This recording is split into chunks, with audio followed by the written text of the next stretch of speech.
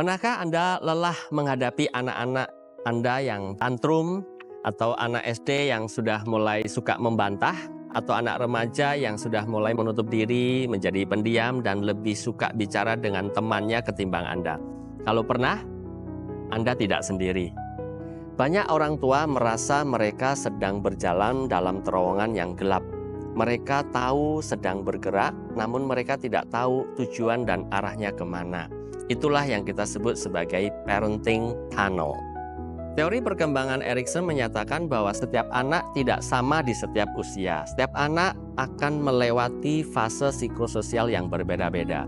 Dan menurut studi longitudinal dari Steinberg dan Silk menyatakan bahwa orang tua yang tidak bisa menyesuaikan gaya pengasuhan itu akan beresiko memiliki konflik lebih tinggi dan akan menurunkan kepercayaan diri anak, serta akan membuat orang tua itu burn out.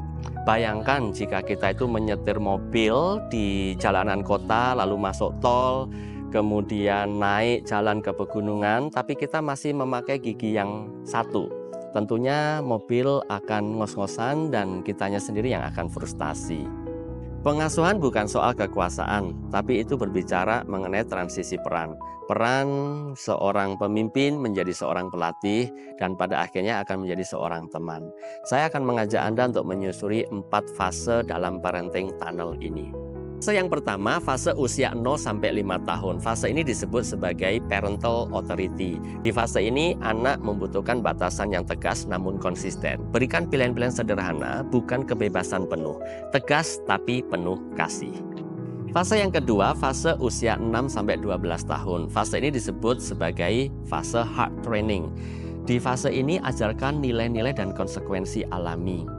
Ajak anak berdiskusi, bukan hanya sekedar memberikan hukuman. Karena di fase ini anak perlu arah, bukan sekedar aturan. Fase yang ketiga adalah fase usia 13-17 tahun. Fase ini kita sebut sebagai fase coaching. Di fase ini anak sudah mulai memiliki privasi. Hormati privasinya, dengarkan tanpa menghakimi, dan bangun kepercayaan agar anak lebih terbuka dengan kita. Karena di fase ini anak butuh pendamping, bukan tekanan. Fase yang keempat adalah fase usia 18 tahun ke atas. Fase ini kita sebut sebagai fase friendship. Di fase ini anak perlu didukung tapi tanpa merasa mereka terkekang atau diatur. Beri saran saat diminta saja. Parenting itu bukan soal kontrol, tapi bagaimana kita membimbing anak-anak kita melewati fase-fase dengan bijak. Be the best kind of parent you can be.